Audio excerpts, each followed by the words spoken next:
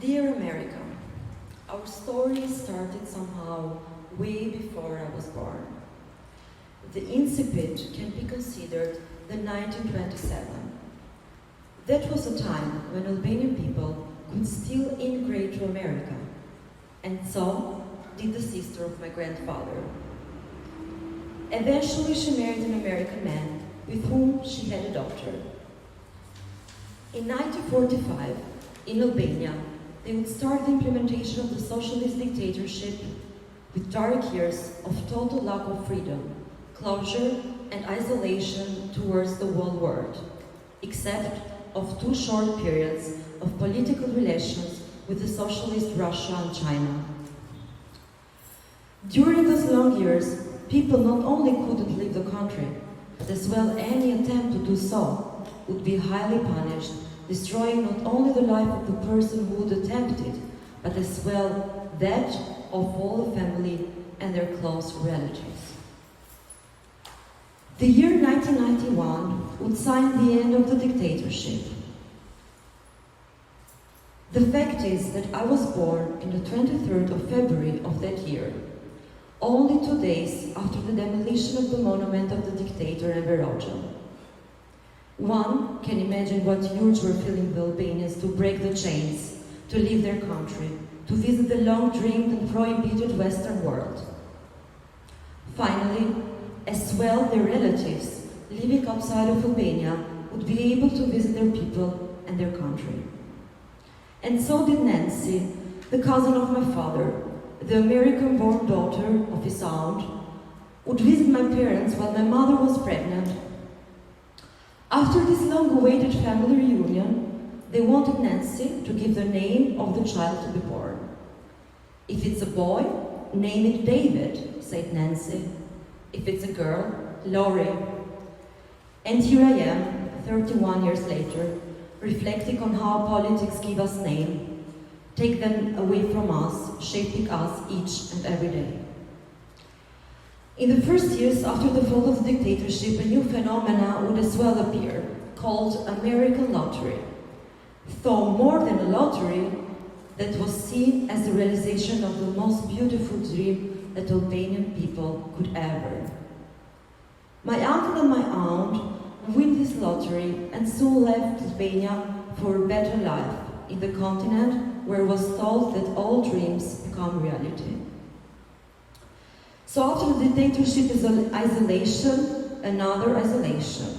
High ticket prices mixed with visa denials, short phone calls, long letters, postcards, and a lot of family pictures showing how American buildings are able to scrape the sky, combined with ordinary pictures of them posing in front of their third-tone big televisions, their new living rooms, and tidy bedrooms with some Eastern European vibes well rooted in them, though they were living in this faraway continent. America was always a dream for all the rest of us. The only ones to make it to America were the paintings of my father, hanging in their living rooms as homeland souvenirs. My grandmother would apply 3 times in the early 2000s to get a visa in order to visit his son and her daughter, and why not America, this amazing country to which my uncle was making sure to prepare his mother with postcards where in the back it would be written, "Dear mother, I'm sending to you this postcard, so when you come here, these high buildings won't seem to you a wonder." Her visa application would be denied all of the 3 times, so she would never have the chance to be in front of this wonder, in front of the pictures portraying it. Few years later, she would start her battle with cancer. In the very last month of her life, she was taking strong painkillers which would make her often lose contact with reality, hallucinate, and feel displaced. In one of these hallucinating episodes, she finally made it to America. She said to us that she was very disappointed that America was just looking like Albania. I was 12 years old back there, but that phrase somehow has never left me. It was the first time where the idealization of America was put in doubt. It was the first time, but not the last. Thank you.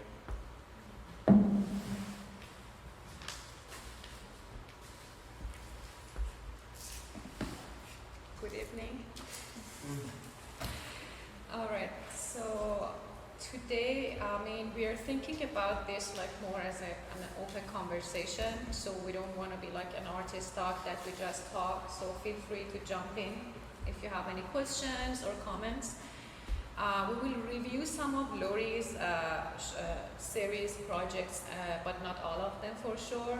And then she will talk about this series that she is showing now. But before that, I'm going to give you a very short introduction to Lori. Lori Lako is the winner of 2020 Arthea Award for her installation Suspense. Her practice reflects on the condition of postmodern humanity, outclassed by images and messages that hinder the decoding of the world, historical memory, and listening to the self. She investigated the mediation of historical and personal events by the internet platforms and digital devices. Hence, she prefers to deconstruct and layer pre-existing images rather than create new ones in her projects. Lako's home country, Albania, often appears in her work as a liminal state, suspended between past and uncertain present, where nothing happens and everything is possible. She has a lot of solo and group exhibitions in Italy, Albania, and Switzerland, and she participated at art residencies in Austria, Italy, Albania, and Kosovo. So, to start, we decided to start with, after this, to start with her series, which is called, do you want to talk about Albania Loves America and America? Yeah. Yeah, this is a title that I adapted from the well-known performance of Joseph Beuys. It's obviously kind of a provocative title, but at the same time sounds or looks to be actualized through Albanian people. And that was part of my research of my graduation thesis in 2017. I was reflecting very much on the future of the monuments. What is a monument? What is this somehow celebration, this verticality, this imposing figure which changed the aspects of our squares, of our streets? Is it worth to have a monument? And this is a question which is very actual. It becomes actual somehow. It will resurface time after time. But it's a big issue. And I really like, for example, Gramsci monument of Hirscher, when the monument is this horizontal thing, when people can somehow have a horizontal relationship as well. But what is very interesting in these interminations, which are like political and are not are official, let's say, is that Albanian people have decided to celebrate these figures. In the first case, we had Bill Clinton, which was also present during the inauguration of his own Clinton Avenue in Pristina, and this monument that we can see there. Bill Clinton helped during the war in Kosovo, sustained Kosovo, and this is why the city of Pristina decided to dedicate him a monument. Then we have George Bush. It's a bit less, let's say, justified because he just visited Albania and he visited this particular small town near to Tirana, and you can see there Mikui Mate Shqiptarve, which means a big friend of Albanians. And then something very close to when I was writing the thesis. I think I was writing my thesis in a very, let's say, politically conflictual moment. So I was updating it every day because Donald Trump was doing, there was then the museums were reacted with, with showing artists of the places that Donald Trump prohibited the entry in the US, and but way before that we have this, which is a monument dedicated to Hillary Clinton. So not only the celebration of her husband, but we decided also to make this bust of Hillary Clinton as a sign of to sustain her during the elections in America, so to show our support during the elections. And this is an interesting, let's say, bust, because it's the first one, as far as I know from my research, dedicated to a candidate to be president. Because when it comes to presidents, there are also other busts of American presidents in other parts of the world. So Albania can sound strange, but it's not the only country who venerates American presidents. But in this case, let's say it's a unique thing because it's a candidate to be a president and not a president. This work, it's also very much connected with what we were talking. It's a photograph actually that I took in my city. It's a barbershop. I don't know if it's well visible, but maybe we can zoom. Oh, sorry. Can we zoom a bit? I think we can. Oh yeah, but yeah. No, if you see on the kind of top right, that photo frame, is that the one that you want to refer to? Yeah. Yeah. Yeah, it's a photo of Donald Trump, which it's here. Yeah. It's not very very visible, but it was also somehow my intention, because in the beginning I live in Italy, but my family is in Albania, so I visit at least 2 times per year. And when I went in my city back in 2017, that was Donald Trump was just elected at the time, and I saw this barbershop having his picture hanging on the wall, and as well the American flag that you can see there. In the beginning I was, it was very strange because I don't think Albanian people were like particularly happy with Donald Trump. You see, we were supporting Hillary Clinton. But at the same time, I was thinking, why should you, put a portrait of somebody who had a so very problematic, let's say, opinions towards immigration, and Albanians wants to immigrate. So there was a contradiction somehow.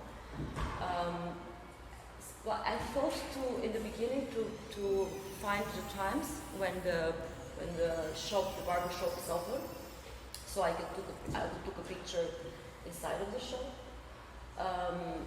And then passing by when the shop was closed, I decided to take a picture actually when the door was closed, and I really, let's say, found very interesting this kind of layering image, where also the architecture is old fascist construction in my city was being somehow the persona, or being the subject that was like in the mirror, that the person who is going to the barber is supposed to be mirrored. So instead of the person, we had architecture, how the inside and the outside were somehow penetrating each other, and how this figure was dissolving. So there was Donald Trump, but also somehow everybody. And at the same time, this picture, this scenario reminded me very much of something I've not lived, because as I told us all in what I read before, I was born when the dictatorship fell. But I was told by my family that a lot of people had framed the portrait of the dictator and kept them in their houses like a saint, to venerate somehow. And this was also the case for this portrait, because a barbershop is not political, it doesn't have it's not an institution in terms, it can be an institution, but in a more metaphorical way, let's say. So yeah, this kind of memories also somehow reached me, and yeah, I thought it interesting to see how sometimes it's not even important who you're venerating or who you're celebrating. There is just like sometimes a lack and a need for, a very disparate needs for heroes and for savers. So unfortunately sometimes we do it with the wrong people. So before we go to the next series, I want to stay on this because I think this relationship between these monuments that you were talking, kind of these collective memories and experiences in the relationship between Albania and the US, and those series that you have there, which is more personal for you. And I think we mentioned that in the text for the show that we are going to talk about the postcards and the images that your family sent when they were here. And actually the reason that we decided to have this talk together because of my personal experience. When she was talking, I was like, yeah, I remember I was 8, I was in Iran, so 32 years ago, there was no internet, no Google, nothing. So my dad used to come here for work, and we were in Iran, and we used to get these postcards. I tried to find the images, but unfortunately I couldn't find of postcards of the US that he would send to us, all these high rises, beautiful city, and that was my perception. And when she was talking about this experience that their family sending photos to her when she was a child, we saw kind of this overlap, and we decided to have this conversation. So do you want to talk more about that series and those backgrounds? What do you do in that series?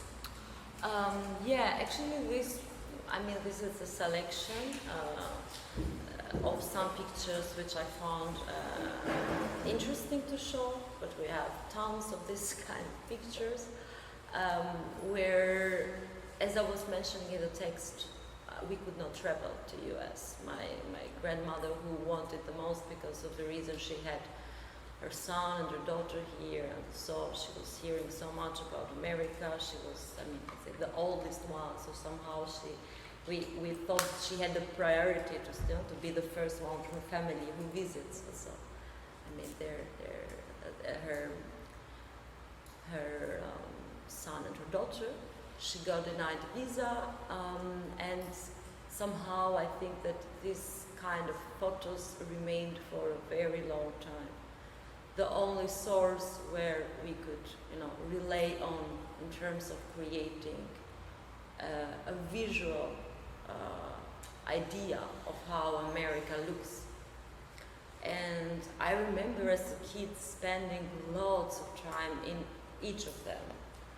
And that's something that I reflect very often about, because that was the only source. And then since it's the only source, you're just trying to decipher every single little thing that you can see in order to feel somehow that you're not there, you cannot go there, but somehow, you're observing, you're kind of voyeur, of what's going on with their lives.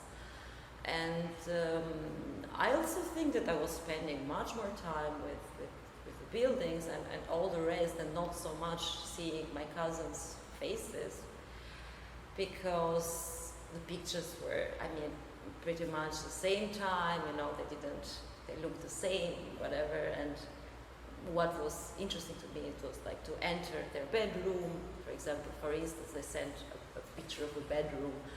There are some living rooms there. And when I talked also with my parents about these pictures, when I was in another age, let's say, and about the reason why a person would send this kind of pictures, which are also very interesting to me in terms of a visual memory of the world. In terms, I think a lot about the fact that, obviously we all know that the room of somebody is also a self-portrait of that person. It started with Van Gogh and continued with many and many others. But in this case, I think that more than trying to show a portrait of the person, of my relatives, it's more to say that, hey, we're doing good, we're living good, we have a nice room, we have a nice house. So it's more, let's say, it goes more in that direction. And this is also the reason why people were also sending pictures of their fridges after doing the shoppings in America. Unfortunately, I don't. I mean, my family doesn't have one of these pictures, but it's interesting to think why somebody would send such picture. Yeah, and something that for me, I've been always fascinating with the concepts of perception and reality, and how like we shape our image of the reality based on different narratives, visual, verbal, anything that we get from the other. So in this series, I think we can talk about that and how does that change. For example, for me, starting with those postcards, seeing all these high-rises and everything, and then you will see something in the news, something else, and for Iran is different. So you have like this US as the big enemy that you always like hear about in the news and everything, and then you see these postcards and beautiful pictures, and then during other mediums like internet, that now I have more information, but again, is it like is that the reality or no? It's it gives me some more aspects of the reality, but it's not exactly the same. So I don't know if you want to, because I think this concept of perception through like others' perspective could be connected to the next series that we want to talk. Yeah, sure. Yeah, we can go to the next one. Do you want to? Yeah. This one. So I will make a small introduction of this work, which started probably in the most spontaneous way my work ever started, which is like my boyfriend at the time was from Feckenham, which is like this very small place in England, and I couldn't visit him because visa restrictions once again. And when we made sure that I couldn't visit him, we were kind of sad, obviously, but at the same time he said, "Come on, I will show you in the Google Maps." So he started to show me around his very little place with 700 people, and actually he could do it in 15 minutes. Should I play some part of it? Yeah, we are not going to see the whole thing, but just to create an idea, and then we can talk later. Old bedroom. Yeah, Vet used to live here with a scary dog. This used to be the Snell's house. Okay, definitely doesn't work anymore. You can see that the garage doors are broken, but they used to have a remote control. The Snells did for their garage doors. I remember thinking that was incredible in the 90s. Now it's owned by the Furies. That's a real surname. Mrs. Bird lives here. She's an old rich lady who has a swimming pool and tennis court, sometimes sneak on. Frances lived here. A lovely old lady that I hated when I was a kid because she used to make us do all these musicals and stuff like this, plays, but then I can appreciate it now. But at the time I really didn't want to spend my Easter holiday in tights. This is one of the pubs. It used to be called the Living Arms, and we'd have really good luck against that. The landlord would just fall asleep.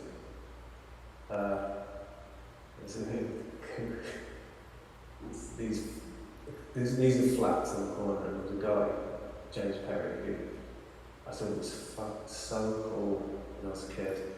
Like, he had long hair and he would skateboard and things like this. And I went back there after the pub when I was about 17 or 18, and all his CDs were in alphabetical order, and I realised that this guy isn't very cool anymore.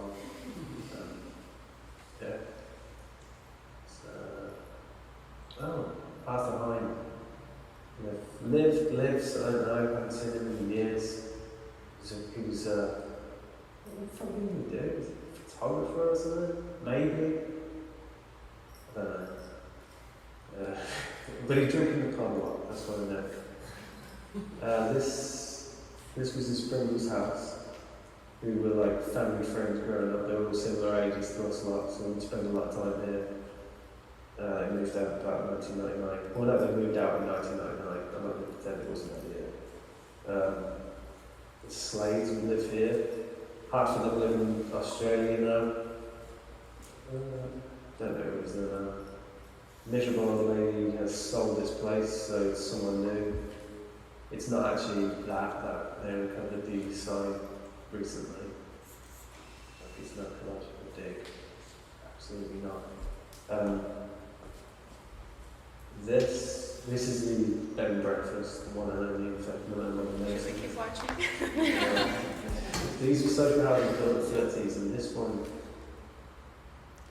Right. Do you want to talk more about this project or like how it's changed from the postcards to Google Map?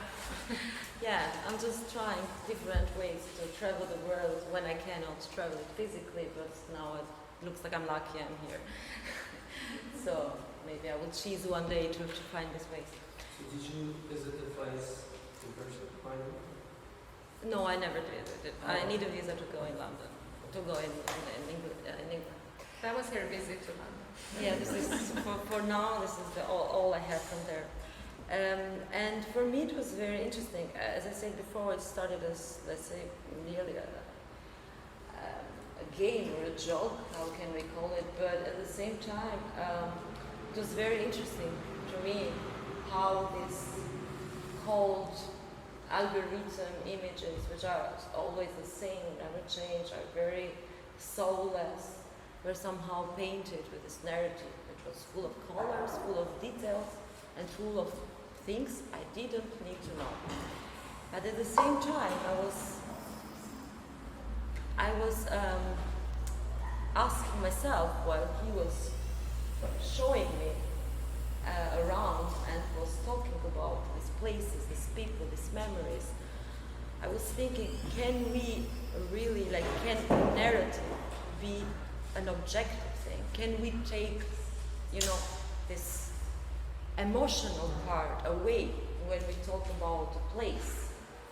And what can I do if I cannot travel or if I cannot go to that place? So at the same time, somehow I'm, let's say, obligated,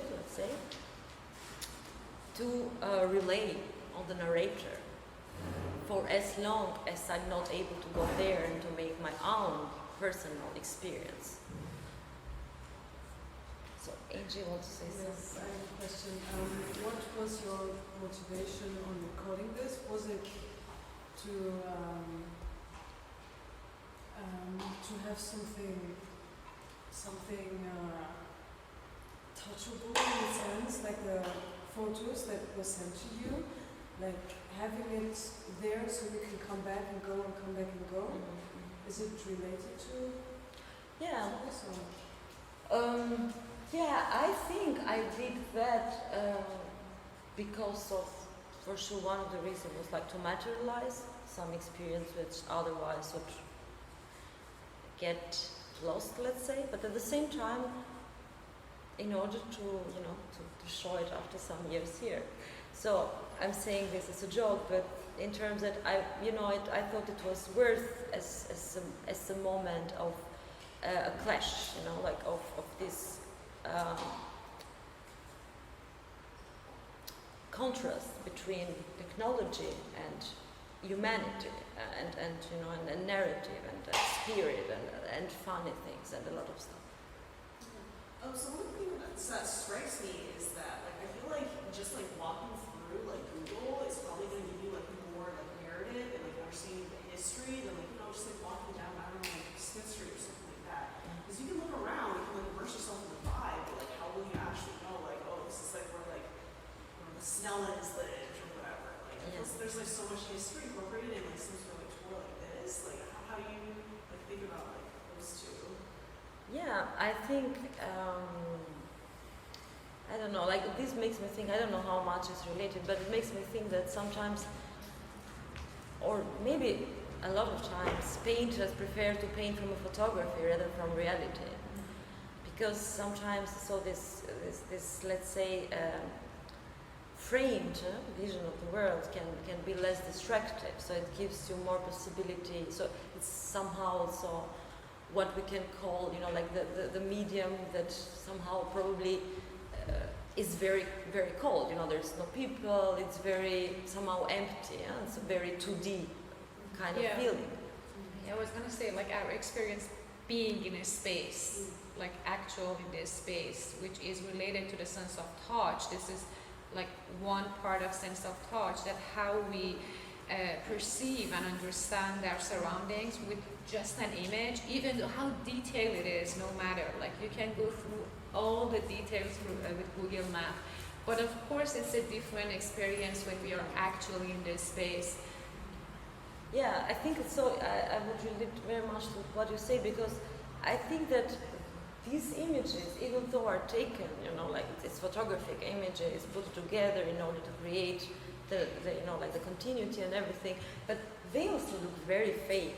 They could also be very easily constructed with 3D whatever program. So at the same time, I think that it's like an interesting game of perceptions. At the same time, as you say, probably you have more the possibility, because you're not distracted from maybe a lot of other things that will happen when you are experiencing a space with your physicality. But something is given to you, something is been taken, I don't know. It's kind of... I feel like even like just being in an area where like you don't necessarily like know the context for it, like your former murder did, like just like you're just experiencing like the aesthetics and the vibes more than like how much does like history and the context play in the experience of like purchase or Yeah. the vibe of this. Yeah. That's true. Yes, that's true. Yeah. It's very interesting what you're saying, because now I'm wondering more than I would wonder before about the fact that if I would really be there, what would be the talk about? What is still talk about? Who lives there? Like maybe it's you talk totally about other issues when you're experiencing the place in person. So it's interesting to think how it can shift. So now that we are still in the same topic, do you want to talk about the pictures that you took during your residency here and that video? We can turn on the video maybe? Because of the sound, maybe Okay, after the okay, talk, okay. we will have this conversation again about the works. The pictures I took, I think that I wanted to have a connection with what was sent to me from America through the medium that I used. So they are taken with their film photography. So for the first time I was, let's say, dealing also with time, because I never did it before. So I was waiting for the film to finish in order to develop it and have this slower approach. And sometimes I feel like in those pictures I was seeing something which was like strangely familiar. Sometimes it was just like a reconfirmation of what America can be to me, or could also be before coming here, like like a bankomat. I don't know how you call it, a money machine. How you call a bankomat? I don't know. So how do you call what? The money, when you take the money. ATM. Yeah, an ATM is flashing its light with $1. Get cash, get cash, get cash, get cash, get cash. And you're walking and you're like, oh, what if I don't have cash? What should I get? So it's somehow this like fulfills your idea of neoliberalism, capitalism, America, and so on. And there are also other pictures who somehow were, as I said before, strangely familiar, because I could see things that I was thinking, oh, you can find this thing only in Albania. For example, these electrical wires, which are really intertwined between them. That's a very big thing in Tirana, for example. Like we always say, Tirana is a Spider-Man city because of these very huge nets of wires. And I could see something similar here. Or the shopping, how do you call them again? Carts. The shop, yeah. Yeah. So these are also like very much connected with consumerism, blah blah blah, and then they're like there, so you're like, oh, okay, this is so. So sometimes I think I was dealing between, I was like somehow, we're all taking these pictures to find, you know, like a confirmation to what I thought it was America, to see America in America. And sometimes why not to see Albania in America, as my grandmother would say during her disease. She said, what was the point, you know, like go in America is just like Albania. So yeah, I think these are like the motivations who moved me. Maybe the video, I don't know, like, yeah, I can also talk about the video, or like we can, I don't know. I don't want do you to. want to, yeah, I don't know, maybe after that Yeah, we can go, I think we can make Let me something. see, and this is the last, or do you wanted No, to talk about yeah. this, yeah. Yeah, this is interesting because somehow anticipates, like it's connected with what we saw and anticipates the last body of work, I mean the last project that I want to talk about. This is Gary Davis, an international peace activist who renounced his American citizenship in order to create this international identity card in 1953. And I find this a wonderful project. It was not intended to be an art project, which, but it is, you know, because there is so utopia involved in that. Would be very beautiful. It wouldn't be an art project, so it would be like, you know, actualized. But at the same time, I think that he was an idealist, but also somebody who makes us reflect a lot still in 2022, because moving for some of us is something that we take for granted. I do and I don't, because now I have unlimited permission staying from Italy, so I can move in Europe pretty freely.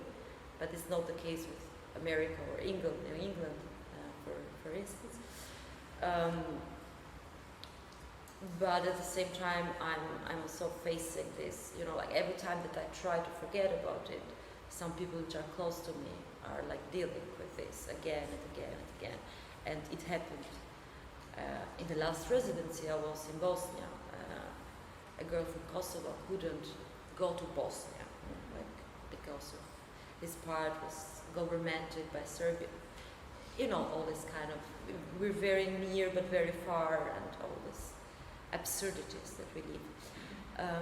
And at the same time, maybe it's the case to talk about the other guy who is like, who won the prize after me, and is still, you know, is waiting for his visa. Still waiting for, from May. I mean, finally got his coming. Is he got it? Yes. Oh, yes. really? Yes, No, but this it is was, very okay, it's but like, you oh know, my it took God, so many months. So for sure, at a certain point, you're like, okay, what's wrong with me? You know, you feel like a citizen of you know, BC. You know, you're not like the first. Yeah. And this is also related. This theory is also related to this concept of like. Yes, this is very much related to movement. Was a year where I still had my permission of staying, which had to be renewed in the beginning 6 months, then 1 year, and so on. And during that period, you can only travel back to your country. You cannot travel to other countries. So I wanted very badly to travel, especially in that period, but I couldn't. And after work, I was working in a pub back then. After work, I was chilling in this square, Santa Croce is called in Italy, in Florence. And I was seeing more and more often that there was this, let's say, coincidence of more aeroplane trails at the same time. And for sure I liked, let's say, the beauty, the minimalism. They look a bit like minimalistic paintings of the image, but at the same time it opened to me this reflection about movement, also related to my own condition at the time. So what I did eventually was I entered the website of Florence Airport, and I started this kind of guessing game to, like just checking which were the airplanes that were departing at that precise moment. So what you see in the white typo is the names of the flights, the destinations, when they arrive, and so on. So I think that part was very important for me, because I also kept these pictures for a long time in my computer without doing anything, because when I came with the idea that I really need to put the destinations and put this kind of cold information which we cannot avoid somehow, which is made us so, as we were talking before, of conflict, and it's not always easy and a smooth thing. Then I said, okay, now I know what to do, and there is this kind of contraposition of something highly poetic with something which is more concrete, which can be political, geopolitical, problematic, and so on. Okay, before we go to that video, anyone has any questions, comments, thoughts?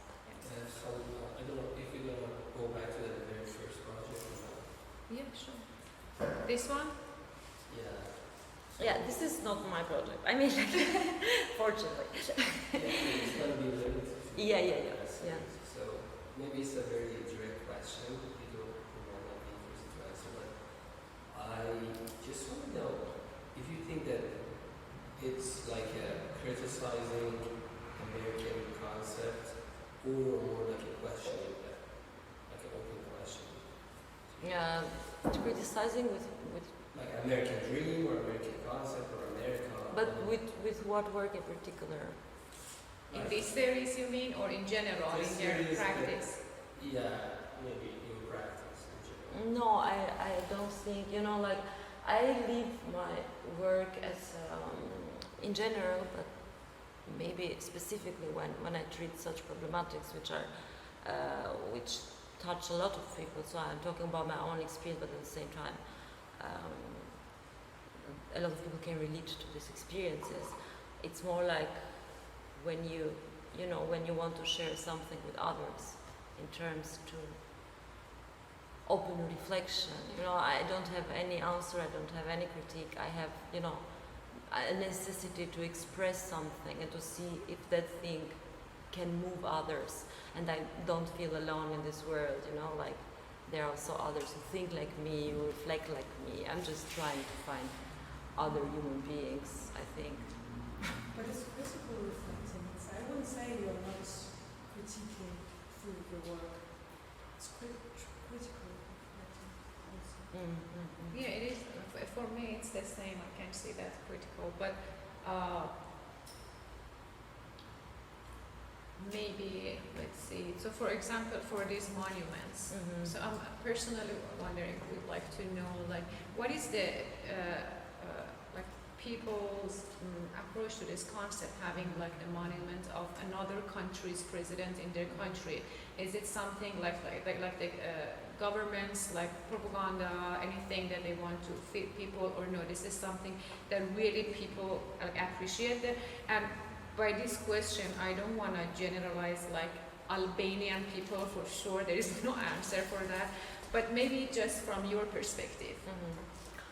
Yeah, I think most of Albanian people are okay with such monuments, because we are very, again, a big percentage of Albanian people are very pro-Americans, pro-America, pro-coming in America, pro-American lottery. So I think that the veneration of America is still an ongoing process.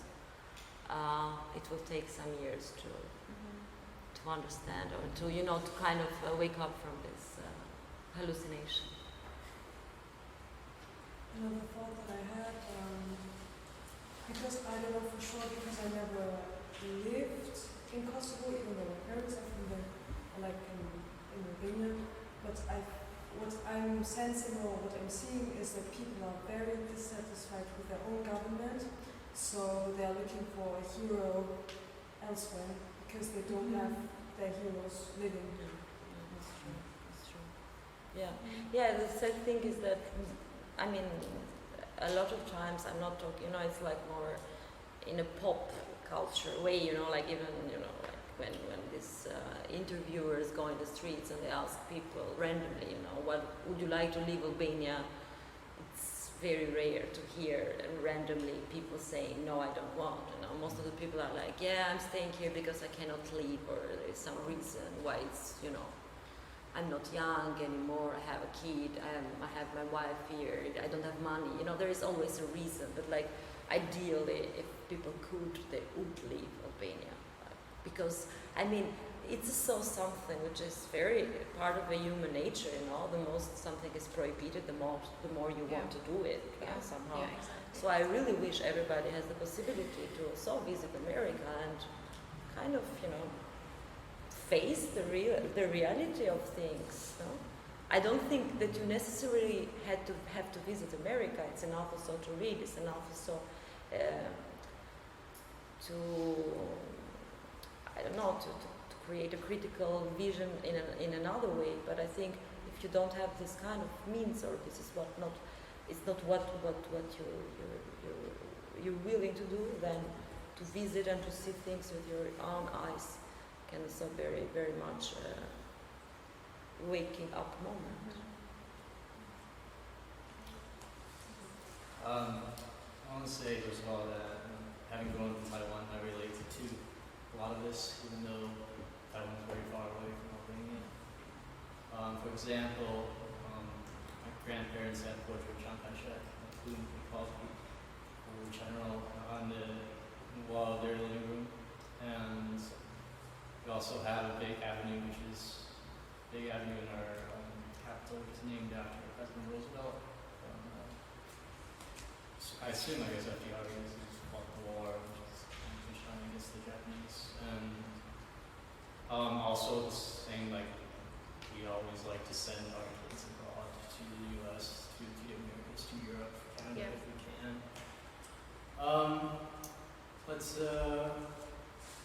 So the shadow of what was sort of before Taiwan was a place, and the idea of where you could go from there. And in our case, of course, the impetus for leaving Taiwan is one day there might be war. That is always hovering over us. But back in it was interesting back in 2020 when the pandemic hit. In the early days, Taiwan was very good at dealing with the virus, to the point where people are asking why is Taiwan not in the World Health Organization? And suddenly I had friends of mine who were joking and said, "Oh, can you marry me so I can go to Taiwan and get COVID and get health insurance?" And it was like, it all changed in just a second. And coming to the U.S., living in the U.S. was my grandparents' dream, which I am supposed living with. It means something very different now after past presidencies and after COVID, and to what they would have imagined. So these changes, I guess what I'm saying is having seen these things, they also just change so fast and for no reason and no way to predict. It's I want us to come over here, I want us to come over here. Where's the bright future? It's always moving around. So. I think what is our experience is this constantly deconstructing the image that we get, so it's not an absolute concept or image. So we are always, and it's not so, this is an example, in general, we are always trying to deconstruct the images that we have to get closer to reality. But the thing is, the reality is changing, and it's changing. So this constant relationship between us, what we understand, what is the reality, and I think that is related to what you said. Yeah, and maybe ultimately what people want to go forward or away from something towards something is really kind of a fantasy, an idea that just happens to settle here and settle there at a different time.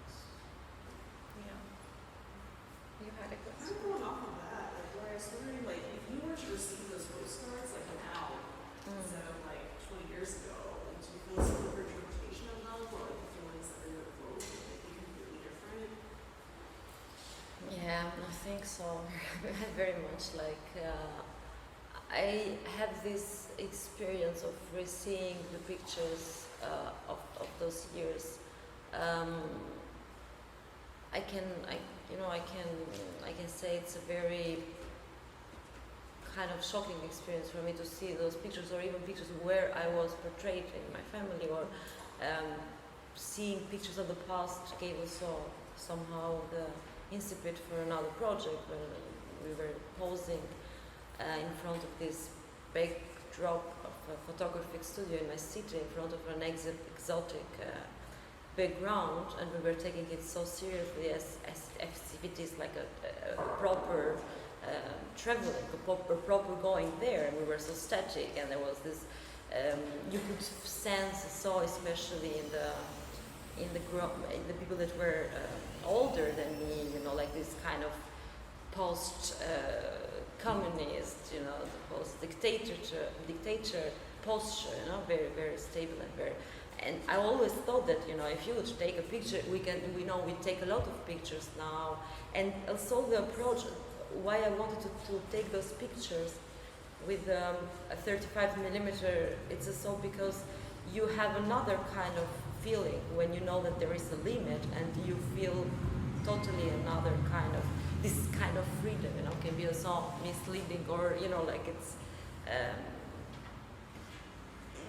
putting this restriction can also be an interesting experience. But yeah, like I think that with our changing, with our, the culture of image changes, we change, and that changed very much also the perception when we see pictures like that. And yeah, in that case it gave somehow to me the inspiration to do a work, because to me it was very absurd that people take those pictures so seriously. So I felt like the landscape, this funny background, needed to be liberated or a bit free by the people. So I cutted them out, and I recreated the background without the people this time. So yeah, I think so. Any other question, or we can watch? Oh yeah, you have a question. Did you specifically choose green to wipe out a lot of people? Because it looks like it looks like a green screen. Yeah, totally. Yeah, it's a. I thought about green because somehow I was also trying to imagine myself in their position. So I think this green, obviously, in a digital world that we live in, it's somehow the synonym of the possibility, a green screen, or in that case, this shift from the background to the subjects of the picture, which become green and therefore interchangeable.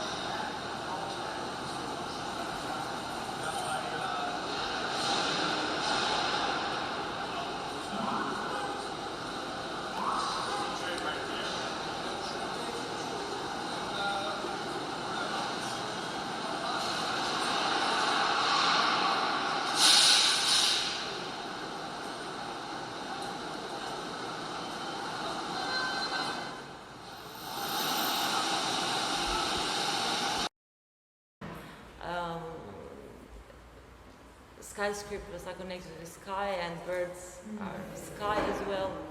So this assuming to reach the sky, I think it inspired me to use such frames, which at the same time are just the mass production frames. So there was also this kind of they're special, but they're not special somehow. How can I say?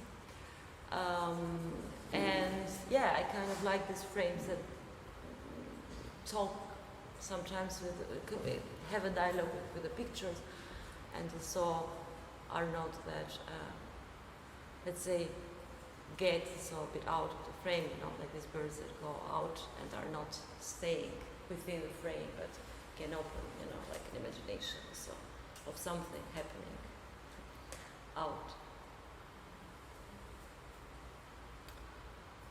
Yeah, the video. I think it's better. Yeah, we will play it for sure. Yeah, we will can play it now. So maybe we can close the conversation. yeah, Thank you, everyone. we can make it stay, have informal some now. wine. Let's just hang out. Yeah. Before we finish, I want to thank very much Maryam. Thank you. It was a great conversation. Yeah, for this because talk, from the beginning, when I was talking with what I wanted to do in this very short, let's say, residency, 2 months in New York. In New York, it's like, I mean, you all know probably. So you're like overwhelmed, what to see, what to do, where to go, who to meet, blah, blah, blah. So when I talked with her, I felt very much